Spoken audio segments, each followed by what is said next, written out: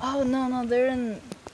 It's like their nest is here, and their honey's right above it. Oh, but you're talking about the other one, The Langstroth, what it is, and here, I'll show you the Langstroth.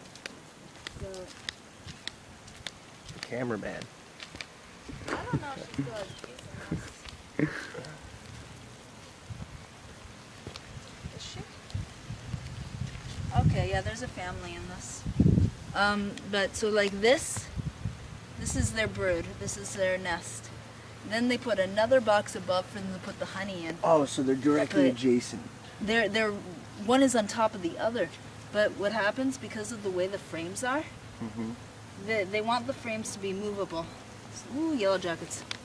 So there's a space between the frames and the bottoms, so that the beekeepers could take the frames out, because if there wasn't that space, the bees would seal the frames to the bottom of the box. You have no way to harvest. Yeah, it will be really hard to get the frame out. So what happens with the Langstroth is they have that other box above, but they have a space. Because of that space that they need to leave between the bottom of the frame and the bottom of the box, there's just this space of cold air that the bees would need to cross. Cold air and wood to get to their food. So it's like closed from the outside, but they still have a way from moving between the boxes on the inside? Yeah, they have a way to move, but it's a lot of cold space that they have to move through. And it's really difficult for them to move up there and get to the honey.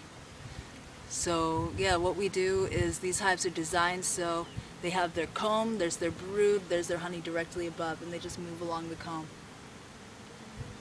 And like I said before, the spaces between the bars, between the center of one bar to another, is smaller, so they can make a tighter ball in the winter. And this helps them keep the hive warmer.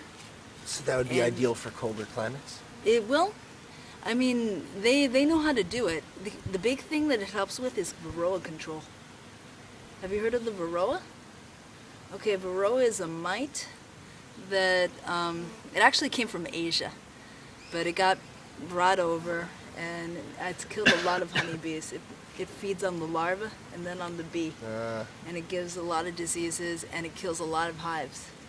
But when the bees are able to make a tighter ball and make a higher temperature inside the nest, the varroa can't live there because it can't tolerate the temperature. But in the Langstroth, because the space is wider between the center of one bar to the next, the bees can't get close enough together to get the temperature that warm, so the varroa can live there. So how do they, these bars, they're like that? Yeah, they're like the bars you saw there. Now, on every bar, is there like a plane of comb? Yeah, every bar they're making a comb. And they're just making There's the one comb. on my head. It's not like there's a frame. Yeah, but he probably won't do anything. Actually, she probably won't do anything. So it's if they hit me in the face. Yeah, but I mean, you're out of the way of their path, and we're not opening up their hives, so. Now, how come this one doesn't have a roof like that one does to keep the rain out? We've been experimenting with the roofs, basically. And I think they're gonna put a plastic over this. I'm not sure yet. That's the trouble. Like we weren't really that sure what to do with the roofs of the hexagonal one. The one that Alexi and I designed, that's pretty good. I like that roof. I think that's great. Yeah, no, that's really cool. Yeah. And we're gonna see if this size is good. This hive is... ¿Cuántos litros es la comida que nosotros hicimos? Es de 165. ¿Sí?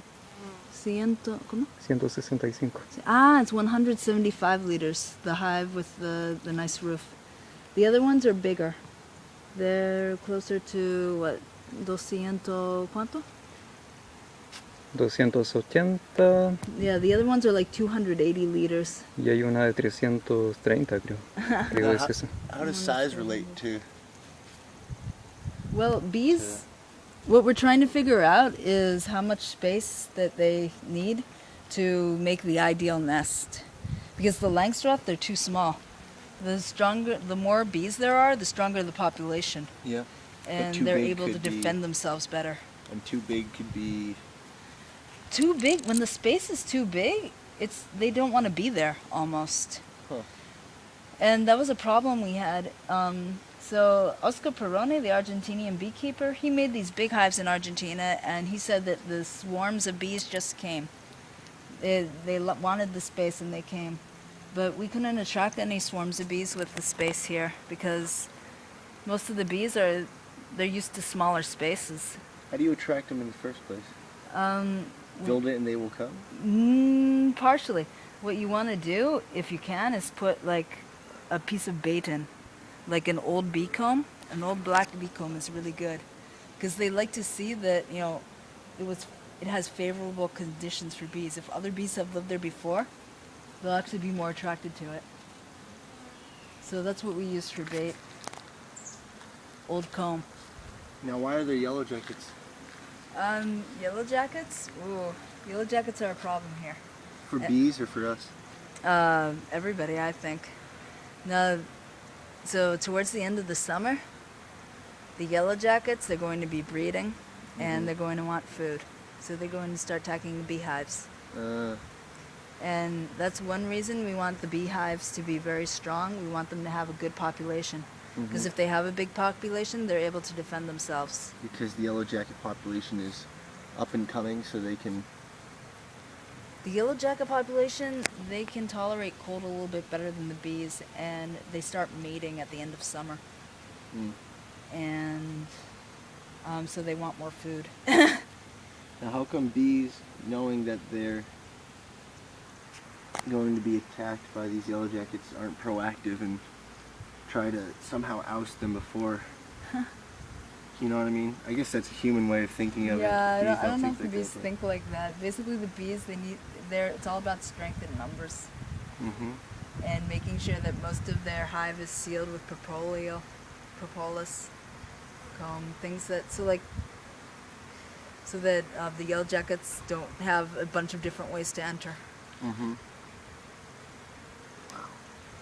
Yeah, so that's something we have to be careful too when we're making the hives. We have to make sure that, now it's not as much of a problem. You can see there are bees entering between the wood here.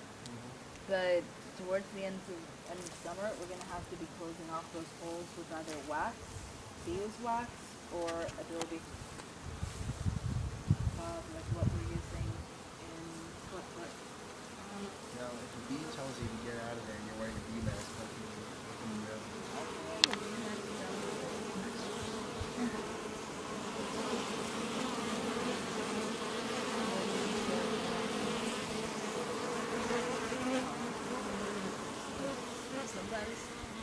Sometimes bee mask isn't well put on. For example, Alexi's little brother, who now he's 9. When this happened, he was 8. He went with Alexis to help with some bees, but they weren't calm bees like this. They were a bit more agitated because the beekeeper that worked with them was a bit more. He wasn't as gentle. If I pick up this dead bee, will they not be so friendly to me next time they smell me? I don't think they'd notice, but I don't know about that. I never thought about it. Well, anyway, so his 8-year-old brother was working with the bees, and something happened where something got dropped or something like that, and the bees got really angry, and they got inside Alexis' brother's bee mask. They crawled up Jesus inside, yeah, and he got stung by like 7 bees. Oh my. And his eye was swollen for like a week. You're He laughing. looked like Chinese. Yeah, we always laugh at Gustavo. Yeah. So these are the bees, yeah.